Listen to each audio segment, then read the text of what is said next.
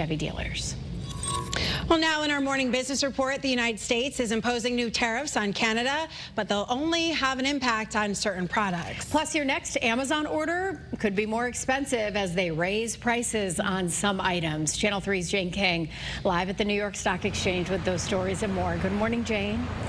Hi, Tracy. Caitlin, good morning. Well, those shots of Fireball could soon get pricier. Trump's new 50% tariffs on some popular goods from Canada took effect Saturday morning.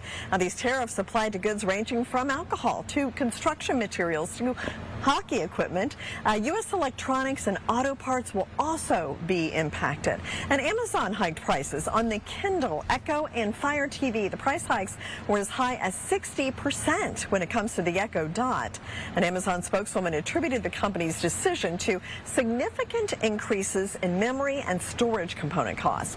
And with families expected to spend an average of $922 on back-to-school purchases this year, the search for lower prices is a bigger priority.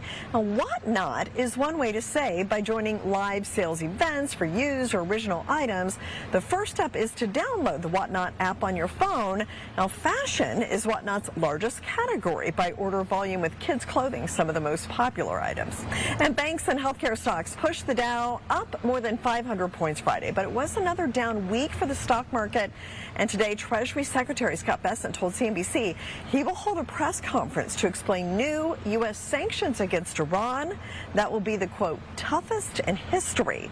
The markets are slightly lower as we get a new trading week underway. Live from the New York Stock Exchange, I'm Jane King. Back to you. All right.